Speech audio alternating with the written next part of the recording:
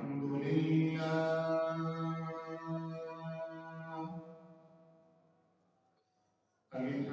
لله نحمده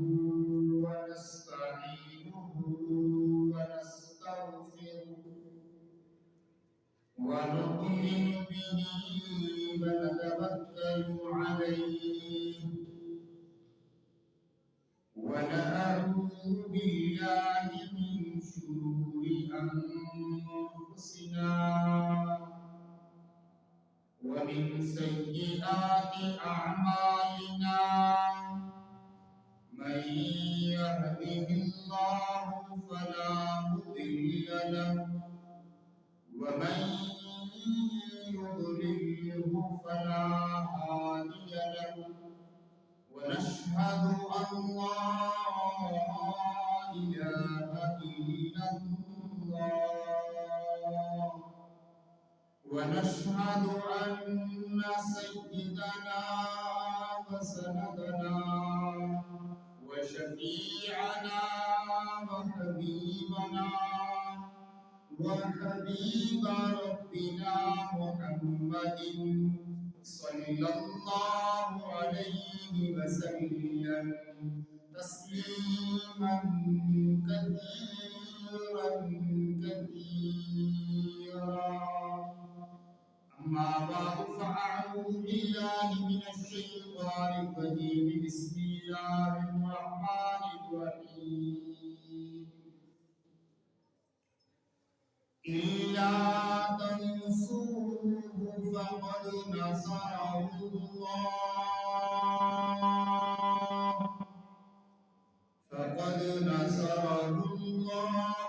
إذ أخرجه الذين كفروا ثاني اثنين إذ هما في الغار إذ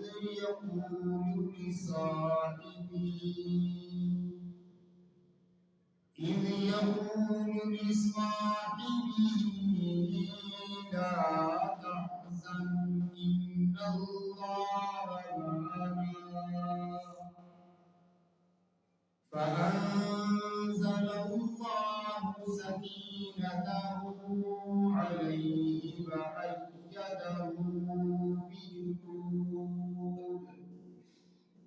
وأيده بجنود لم تروها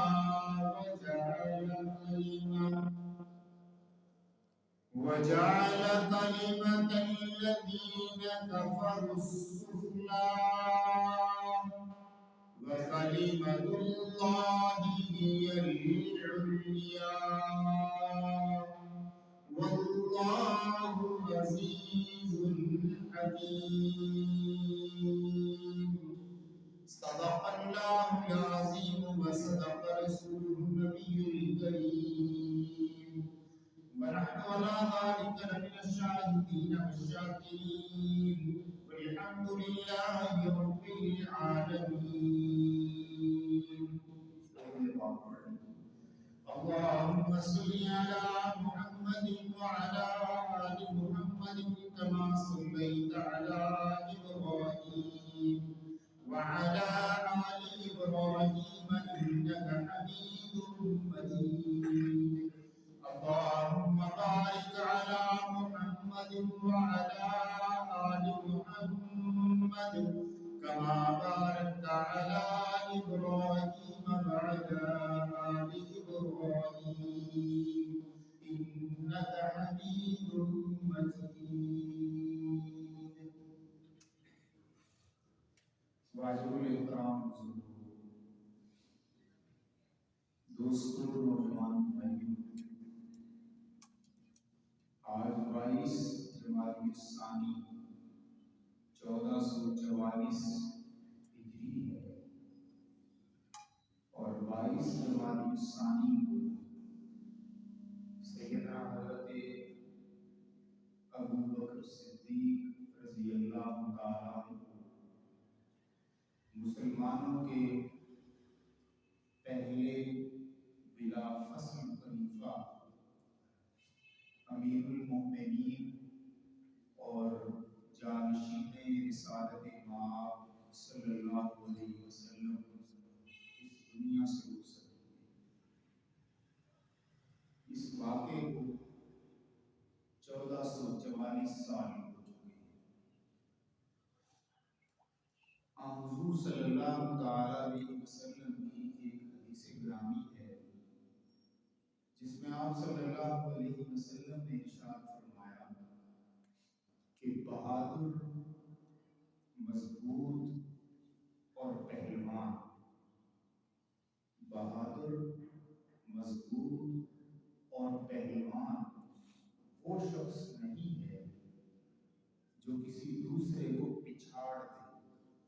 دوسرے کو ڈھا دے، دوسرے کو گرا دے۔ وہ بہادر، مضبوط اور پہلوان نہیں ہے، بلکہ مضبوط، بہادر اور پہلوان تو وہ ہے کہ جو غصے کے وقت میں اپنے نفس پر قابو پا لے، جذبات کے وقت میں اپنے نفس پر قابو رکھے۔ اس حدیث پاک کی روشنی میں اگر سیدنا حضرت ابوبکر صدیق رضی اللہ عنہ کی زندگی کا جائزہ لیا جائے تو ہمارے سامنے سیدنا حضرت ابوبکر صدیق رضی اللہ عنہ کی زندگی کے ایسے ایسے زاویے کھلتے ہیں جو بندے کو غور کرنے سے حیران کر دیتے ہیں۔ دیکھیے، ہوا کی سمت میں بہتے چلے جانا یا دریا کے بہاؤ کے ساتھ بہتے چلے آنا، یہ کوئی بہادری نہیں ہے۔ بہادری کو مخالف سمت میں ہوا کے چلنا، دریا کے بہاؤ کے بالکل مخالف سمت میں تیرنا، زمانہ جس طرف چل رہا ہو زمانے کے بالکل الٹ طرف چلنا، یہ اصل کام ہے، مضبوطی ہے، بہادری ہے۔ لیکن اس معاملے میں بھی خالی زمانے کی مخالفت مراد نہیں ہے کہ زمانہ جس طرف چل رہا ہے آپ اس کے الٹ چلنا شروع کر دیں، نہیں، بلکہ اس میں دیکھنے والی چیز یہ کہ سارا زمانہ جو ہے وہ دین اور شریعت اور حکمت اور دانائی کے خلاف چل رہا ہو اور آپ اکیلے کھڑے ہو جائیں اور دین، شریعت، حق اور دانائی اور حکمت کے مطابق اکیلے سفر شروع کریں اور دریا کی مخالف سمت میں تیرنا اور بہنا شروع کریں۔ بے شمار واقعات اور بے شمار دن ایسے آئے ہیں کہ جن میں سیدنا حضرت ابوبکر صدیق رضی اللہ تعالیٰ عنہ نے نبی اکرم صلی اللہ تعالیٰ علیہ وسلم کا صحیح معنوں میں جانشین ہونے کا حق ادا کیا۔ آپ کی زندگی کو دیکھ کے پتہ چلتا ہے کہ ہاں واقعی آپ ہی کو نبی صلی اللہ علیہ وسلم کا جانشین ہونا چاہیے۔ یعنی پیغمبر کے جانشین کے اندر کیا خوبیاں اور صفات ہوں، وہ ساری خوبیاں اگر آپ ڈھونڈنا اور دیکھنا چاہتے ہیں تو وہ تنہا سیدنا حضرت ابوبکر صدیق رضی اللہ کی ذات گرامی کے اندر ہمیں مجتمع نظر آئے۔ یہی وجہ ہے کہ سیدنا حضرت ابوبکر صدیق رضی اللہ تعالیٰ عنہ کے بارے میں آپ صلی اللہ علیہ وسلم کے بہت سے فرامین، مثلا آپ صلی اللہ علیہ وسلم کا یہ فرمانا کہ میں اللہ کا رسول ہوں صلی اللہ علیہ وسلم، میرے ساتھ بہت سے لوگوں نے احسانات کیے لیکن سب کے احسانات کا بدلہ میں نے ان کے اوپر زیادہ احسان کر کے لوٹا دیا اور چھپا دیا۔ ہاں، ایک ابو بکر صدیق رضی اللہ عنہ ایسی ہستی ہیں کہ جن کے احسانات کا بدلہ میں نہیں اتار سکا، ان کے احسانات کا بدلہ تو قیامت کے دن اللہ رب العزت نے آپ کو عطا کرنا۔ کتنی بڑی شہادت ہے یہ، کتنے صحابہ تھے اور کتنے لوگ تھے جن میں آپ صلی اللہ علیہ وسلم نے صرف سیدنا حضرت ابو بکر صدیق کے بارے میں فرمایا کہ آپ ایک ایسی ہستی ہیں کہ آپ کا میں بدلہ نہیں اتار سکتا۔ اور ایک اور حدیث پاک میں آپ صلی اللہ تعالی علیہ وسلم نے ارشاد فرمایا کہ لوگوں نے میرے کہنے پر اپنے مال میرے قدموں میں نچھاور کر دیے، لوگوں نے میرے کہنے پر اپنے مال میرے قدموں میں نچھاور کر دیے، لیکن جتنا فائدہ مجھے ابو بکر صدیق کے مال نے دیا ہے، اتنا فائدہ مجھے کبھی کسی کے مال نے نہیں پہنچا۔ روایات میں آتا ہے کہ حضرت ابو بکر صدیق رضی اللہ تعالیٰ عنہ جب ایمان لائے تو 40,000 درہم آپ کے پاس موجود تھے۔ اور یہ وہ زمانہ تھا جب روپیہ اور پیسہ اور دولت یہ لوگوں کو دیکھنے سے ڈھونڈے سے نہیں ملتی تھی۔ آپ اس زمانے کے اندر غنی آدمی ہیں۔ جس روز ایمان لائے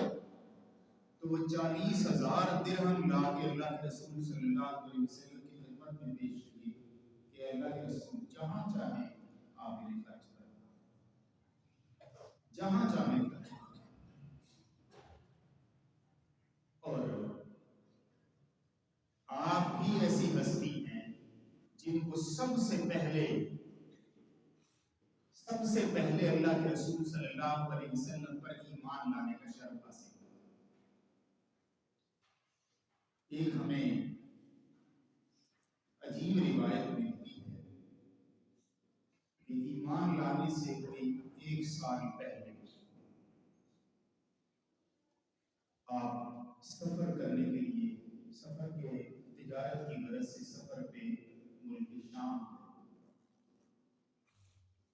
اور رات کے وقت میں آپ نے ایک خواب دیکھا کہ شہر مکہ میں ایک شخصیت نے نبوت کا دعویٰ کیا ہے اور میں اس پر سب سے پہلے ایمان لایا، اور پھر اس راہ میں مجھے تکلیفیں اور مصیبتیں اٹھانی پڑی ہیں، اور پھر ایک وقت ایسا آیا ہے کہ میں اسی شخصیت کا جانشین بنا۔ آپ نے یہ خواب بیان کیا۔ وہاں جو بحیرہ راہب تھا اس کے ساتھ اس نے خواب کی تعبیر بتائی کہ ایسا ہی ہوگا تمہارے شہر میں۔ پہلے اس نے پوچھا کہ تم کون ہو، تمہارا نام کیا ہے؟ آپ نے بتایا میرا نام یہ ہے۔ پوچھا کس قبیلے سے؟ بتایا میں اس قبیلے سے۔ پوچھا کیا کرتے ہو؟ بتا تجارت کرتا۔ یہ ساری تفصیلات پوچھنے کے بعد اس نے کہا کہ بہت جلد تمہارے شہر میں ایک شخصیت نبوت کا دعویٰ کرے اور پھر تم اس پہ ایمان لاؤ، اور ایک وقت میں اس کی اس دنیا سے رخصت ہونے کے بعد اس کے جانشین بنو۔ گویا اللہ رب العزت نے آپ کو یہ چیز نبی صلی اللہ علیہ وسلم پر ایمان لانے سے پہلے آپ کو بتا دیا، اور پھر عملاً اس طرح کہ آپ حضور صلی اللہ تعالی علیہ وسلم اس دنیا سے رخصت ہوئے، یعنی دونوں شخصیتوں کا آپ موازنہ کیجیے کہ سیدنا حضرت ابوبکر صدیق رضی اللہ عنہ 7 جمادی الثانی، آج 22 جمادی الثانی، 7 جمادی الثانی کو حضرت عائشہ صدیقہ رضی اللہ تعالیٰ عنہ کی روایت ہے کہ سردی کے اس طرح کے موسم میں آپ نے غسل کیا جمعے والے 7 جماعت حصہ، اور اس غسل میں آپ کو ٹھنڈ لگی اور اس ٹھنڈک کے لگنے کی وجہ سے آپ کو بخار ہوا، بیمار ہوئے، اور وہ دن بدن تکلیف بڑھتی رہی اور 15 دن آپ بیمار رہے۔ بلاخر 22 جمادی الثانی کو آپ اس دنیا سے رخصت ہوئے۔ حضور صلی اللہ تعالی علیہ وسلم جب اس دنیا سے رخصت ہوئے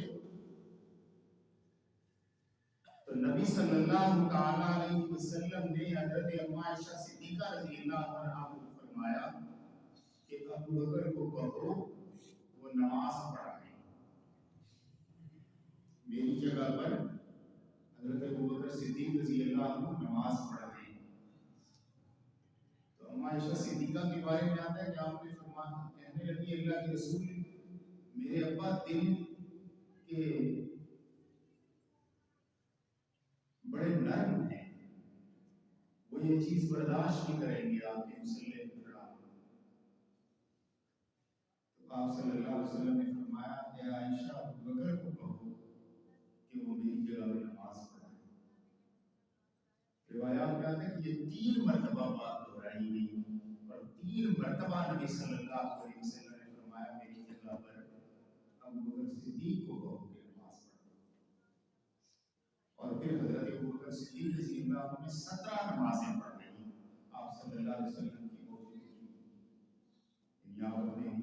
ہجرے کے اندر موجود تھے، تو آپ صلی اللہ علیہ وسلم کی جگہ پہ 17 نمازوں کی امامت فرمائی حضرت ابو بکر صدیق۔ بالکل ایسا ہی معاملہ حضرت عمر فاروق رضی اللہ تعالیٰ عنہ نے جب حضرت ابو بکر صدیق بیمار ہوئے، یہ جو جس طرح میں نے بیان کیا کہ ان 15 دنوں کے اندر حضرت ابو بکر صدیق نے حضرت عمر فاروق رضی اللہ عنہ کو کہا کہ میری جگہ پہ آپ نماز پڑھیں۔ حضرت عمر فاروق رضی اللہ عنہ، سیدنا حضرت ابو بکر صدیق رضی اللہ تعالیٰ عنہ اس لحاظ سے منفرد شخصیت ہے کہ جیسے اللہ رب العزت نے اللہ کے رسول صلی اللہ علیہ وسلم کی سنگت کے لیے آپ کو خاص طور پہ چنا، ایک ایسی شخصیت آپ صلی اللہ علیہ وسلم فرماتے ہیں کہ حضرت ابو بکر صدیق رضی اللہ تعالیٰ عنہ کی مثال میرے لیے بالکل ایسی ہی ہے جیسی حضرت موسیٰ علیہ السلام کے لیے حضرت ہارون علیہ السلام کی مثال۔ میرے لیے ابو بکر صدیق حضرت ہارون کی مثال، جس طرح وہ آپ کے معاون تھے اسی طرح میرے معاون حضرت ابو بکر صدیق رضی اللہ تعالیٰ عنہ۔ جس روز آپ صلی اللہ علیہ وسلم کے ساتھ حضرت ابو بکر صدیق نے ہجرت فرمائی، اب یہ ایک ایسی روایت ہے جس پہ ہمارے ہاں اہل سنت اور اہل تشیع سب کا اتفاق ہے، شیعہ حضرات کا بھی اس پہ اتفاق ہے، جنہوں نے ساری زندگی حضرت ابو بکر صدیق رضی اللہ تعالیٰ کی مخالفت کی، وہ بھی یہ بات ماننے میں مجبور ہیں کہ اس ہجرت کے سفر میں حضرت ابو بکر صدیق رضی اللہ تعالیٰ عنہ آپ کے ساتھ، اور اس میں بھی ایک دلچسپ امر یہ ہے کہ حضرت ابو بکر صدیق رضی اللہ تعالیٰ عنہ کے گھرانے کے علاوہ شہر مکہ کے اندر کسی گھرانے کو پوری طرح خبر نہیں تھی کہ اللہ کے رسول صلی اللہ علیہ وسلم کیا کرنے والے، یعنی خود سیدنا حضرت علی رضی اللہ عنہ کو آپ نے اپنے گھر بلایا اور گھر بلا کے کہا کہ یہ میرے بستر پہ لیٹ جاؤ، یہ امانتیں ہیں لوگوں کے سپرد کر کے تم بھی مکہ چلے آؤ، یہاں تک پتا۔ لیکن حضرت ابو بکر صدیق رضی اللہ تعالیٰ عنہ کا گھرانہ ایسا ہے کہ آپ کو بھی پتا ہے حضرت ابو بکر صدیق، آپ کی بیٹی اما عائشہ صدیقہ رضی اللہ تعالیٰ عنہ کو پتا ہے، آپ کے غلام عامر بن فہیرہ کو پتا ہے، آپ کے بیٹے کو پتا ہے، یعنی یہ پورا گھرانہ ہے جسے پتا ہے کہ اللہ کے رسول صلی اللہ علیہ وسلم ہجرت کر کے مکہ سے مدینہ جائے۔ جس روز آپ خلیفہ بنے، ہمارے ہاں تو یہ روایات اڑائی جاتی ہیں نا کہ حضرت علی رضی اللہ تعالیٰ عنہ نے آپ کی بیعت نہیں کی، یہ بالکل جھوٹ بات ہے، یہ بالکل غلط بات ہے۔ حضرت ابوبکر صدیق رضی اللہ تعالیٰ عنہ نے جب لوگوں نے آپ کی بیعت کی تو آپ نے خطاب کیا، اور وہ تاریخ کا ایک عجیب خطاب ہے جو کسی حکمران کی طرف سے کسی بھی رعایا کے لیے ایک مثال کی حیثیت رکھتا ہے۔ اور روایات میں آتا ہے کہ آپ نے 3 مرتبہ لوگوں کے سامنے کہا، لوگوں تم نے میری بیعت کی ہے لیکن میں تمہاری بیعت واپس کر رہا ہوں، تم اپنے میں سے جسے چاہو اپنا خلیفہ بناؤ، جسے چاہے منتخب کرو، مجھے امارت کی کوئی خواہش نہیں۔ لیکن سب سے پہلے حضرت علی رضی اللہ تعالیٰ عنہ کھڑے ہوئے اور کہنے لگے، اے ابوبکر صدیق رضی اللہ تعالیٰ عنہ، ہمارے اندر کوئی ایسا فرد نہیں ہے کہ جو آپ جتنی اہلیت رکھتا ہو کہ وہ اللہ کے رسول صلی اللہ علیہ وسلم کی جانشینی کرے۔ آپ بھی ایک ایسی ہستی ہیں جو اس قابل ہیں کہ اللہ کے رسول صلی اللہ علیہ وسلم کی جانشینی فرمائیں۔ اور یہ 3 مرتبہ، وہ جو آغاز میں نے حدیث پیش کی کہ نبی صلی اللہ تعالیٰ علیہ وسلم نے ارشاد فرمایا، مضبوط اور پہلوان وہ نہیں ہے جو اپنے مخالف کو بچھاڑ دے، بلکہ مضبوط اور پہلوان وہ ہے جو اپنے نفس پر جذبات کے وقت میں قابو رکھے۔ اور نبی اکرم صلی اللہ تعالیٰ علیہ وسلم جس روز یا جس وقت اس دنیا سے رخصت ہوئے، اس سے زیادہ جذبات کا وقت امت مسلمہ کی تاریخ میں کبھی نہیں آیا۔ بڑے بڑے جذبات کے وقت آئے، لیکن جس وقت اللہ کے رسول صلی اللہ علیہ وسلم اس دنیا سے رخصت ہوئے اور آپ کے بارے میں یہ خبر نکلی اور پھیلی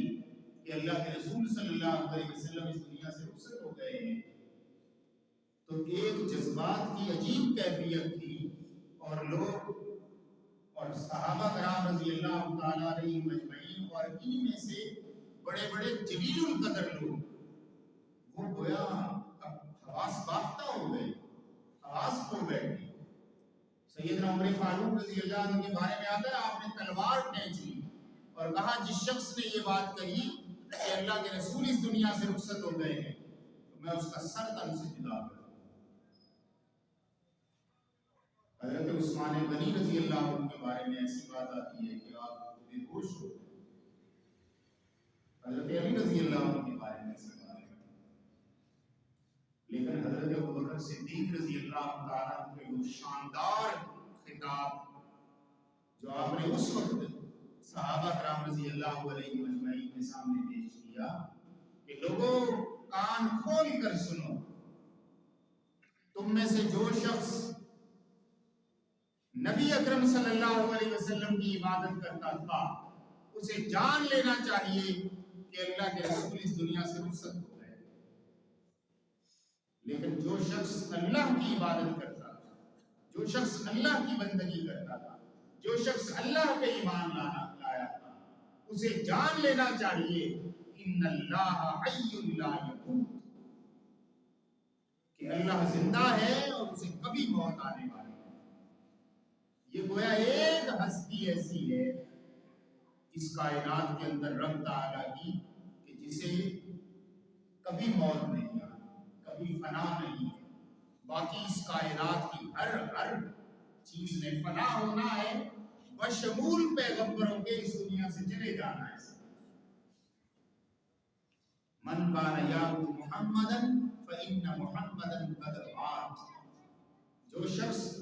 نبی اکرم صلی اللہ علیہ وسلم کی عبادت کرتا تھا اسے جان لینا چاہیے کہ اللہ کے رسول اس دنیا سے رخصت ہو گئے. ومن کان یعبد اللہ فإن اللہ حی لا یموت. اور جو شخص اللہ کی عبادت کرتا تھا اسے جان لینا چاہیے کہ وہ اللہ ہمیشہ ہمیشہ کے لیے زندہ ہے اور اسے کبھی موت نہیں. ہمیشہ کی زندگی صرف اللہ رب العزت کو حاصل ہے، اور جسے کبھی فنا نہیں آئے گی وہ اللہ رب العزت کی ہستی ہے. باقی اس کائنات کی ہر چیز کو فنا. اور وہ جذبات کا کیسا دن تھا کہ جس دن آپ کے صاحبزادے حضرت ابوبکر صدیق رضی اللہ عنہ کے صاحبزادے اپنے باپ کو مخاطب کر کے احسان کے طور پہ کہتے ہیں ابا جان میدان جنگ میں ایک سے زیادہ بار ایسا ہوا کہ آپ میری تلوار کی زد میں آ گئے، لیکن میں نے آپ کی رعایت کی، میں نے چھوڑ دی کہ میرے والد باپ جو سر میں اڑائے اپنے بیٹے کی بات سن رہا تھا. اب اس نے چہرہ اٹھایا، یہ کون ہے؟ یہ سیدنا حضرت ابوبکر صدیق رضی اللہ عنہ. آپ کہنے لگے کہ تمہاری تلوار کی زد میں ایک سے زیادہ بار آیا اور تمہیں چھوڑ دیا. خدا کی قسم تم ایک بار بھی میری تلوار کی زد میں آتے تو کافر ہونے کی وجہ سے میں تمہیں قتل نہ چھوڑتا. اپنے بیٹے اولادیں بڑی پیاری ہوتی ہیں. نفس تو اولادوں کی رعایت کرتا ہے، نفس تو اولادوں کی محبت میں عدل سے ہٹ جاتا ہے، ایمان سے ہٹ جاتا ہے. نفس تو اولادوں کی رعایت کے اندر ناجائز کاموں کی طرف راغب ہوتا ہے. لیکن سیدنا حضرت ابوبکر صدیق رضی اللہ عنہ کیسی ہستی ہے کہ آپ فرما رہے ہیں اس ایمان والی زندگی کے اندر فرق یہ ہے کہ میں صاحب ایمان ہوں، اللہ کے رسول صلی اللہ علیہ وسلم پر ایمان رکھتا ہوں، تو اس ایمان کے راستے میں اگر تم میرے بیٹے ہونے کے ساتھ تم بھی آ جاتے سامنے تو میں نے تمہیں نہیں چھوڑا. خلیفہ بنے تو خلیفہ بننے سے پہلے آپ کپڑے کے تاجر تھے. اسی طرح اگلے دن جو ہے کپڑا لے کے مدینہ کے بازار کی طرف چلے. حضرت ابوبکر حضرت عمر فاروق رضی اللہ عنہ نے کہا کہاں کا ارادہ ہے؟ بتایا اپنے کام کے لیے جا رہا ہوں. یعنی اپنے ذہن کے اندر کوئی تبدیلی نہیں ہے، جو کام پہلے کرتا ہوں اب بھی کروں گا. تو حضرت عمر فاروق رضی اللہ عنہ نے کہا کہ اگر آپ ان کاموں کے اندر مصروف رہیں گے تو پھر امت کی نگہبانی کون کرے گا؟ آپ کہنے لگے تو پھر میں اپنے اہل و عیال کو کہاں سے کھلاؤں گا اگر میں نے کام نہیں کرنا. تو حضرت عمر فاروق رضی اللہ عنہ کے بارے میں آتا ہے کہ آپ ہاتھ پکڑا اور حضرت ابو عبیدہ ابن جراح رضی اللہ عنہ کے پاس گئے اور جا کے کہا کہ آپ بتائیے اس مسئلے کا حل کیا ہے. امین الامت حضرت ابو عبیدہ ابن جراح رضی اللہ عنہ. تو حضرت ابو عبیدہ ابن جراح رضی اللہ عنہ نے اس زمانے کے اندر جو ایک عام مزدور کی دہاڑی تھی، اس مزدور کی دہاڑی کے برابر آپ نے آپ کا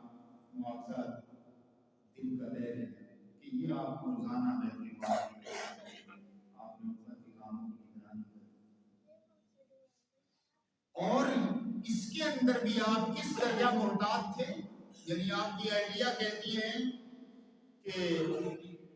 اے امیر المومنین یہ پیسے ہیں یا یہ نقدی ہے، ان سے آپ نے کچھ میٹھا بنوانا ہے، مجھے سامان لا کے دیجیے میں میٹھا بنانا. کہا کہاں سے آئے؟ کہا جو آپ کو روزانہ ہدیہ ملتا ہے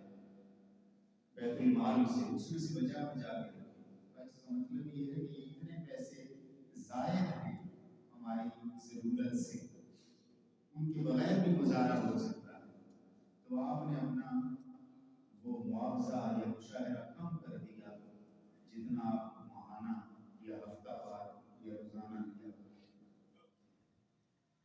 اور پھر جب آپ اس دنیا سے رخصت ہوئے تو آپ نے فرمایا کہ میرا فلاں باغ ہے، وہ بیچ کے اب تک جتنے پیسے میں نے بیت المال سے اس مد میں لیے ہیں وہ بیت المال میں لوٹا دیے۔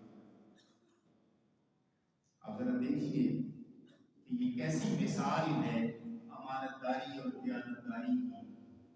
امت مسلمہ کے بیت المال اور قومی خزانے کی حفاظت کی، جس کی مثال پیش کی جا سکتی ہے، لیکن شاید عمل کی دنیا میں کام بہت مشکل ہے۔ میرے دوستوں، میرے بزرگوں، سیدنا حضرت ابوبکر صدیق رضی اللہ عنہ کی زندگی کا ایک ایک دن وہ ایسا سنہرا دن ہے، وہ ایسی سنہری تاریخ رکھتا ہے کہ جس پر مسلمانوں کی تاریخ رشک کرتی ہے کہ ایسے عظیم لوگ اللہ کے رسول صلی اللہ علیہ وسلم کی تربیت سے فیضیاب ہو کے بنے کہ جنہوں نے امت کے اندر ایسی مثالیں پیش کر دی کہ تاریخ اس طرح کی مثالیں پیش کرنے سے قاصر ہے۔ سیدنا حضرت ابوبکر صدیق رضی اللہ تعالیٰ آپ کی صاحبزادی ہیں سیدہ حضرت ام المومنین اما عائشہ صدیقہ رضی اللہ تعالیٰ کہ اتنی خوشی اور احترام اور محبت سے اپنی بیٹی جو ہے وہ اللہ کے رسول صلی اللہ علیہ وسلم کے نکاح میں دی، اور پھر ہمیشہ اس کی نگہبانی اور نگہداری کرتے رہے کہ بیٹی میری ہے لیکن اللہ کے رسول صلی اللہ علیہ وسلم کی ہمیشہ اطاعت شعار بن کے رہے۔ اللہ کے رسول صلی اللہ علیہ وسلم کی کسی جگہ پہ نافرمانی دیکھنے میں نہ آئے۔ آج کے ماں باپ کے لیے حضرت ابوبکر صدیق رضی اللہ عنہ کی زندگی اپنی بیٹیوں کے پہلو سے روشن مثال کی ہے۔ غرض آپ زندگی کی کوئی ایک چیز نہیں، اس میں آپ حضرت ابوبکر صدیق رضی اللہ تعالیٰ عنہ کو چمکتے دمکتے ہیرے کی طرح پائے، ایک ایسی سنگت کا مستحق جسے اللہ کے رسول صلی اللہ علیہ وسلم نے خود ڈھونڈا، اور آپ سے زیادہ کوئی حقدار نہیں تھا جو اللہ کے رسول صلی اللہ علیہ وسلم کا جانشین۔ اللہ تعالیٰ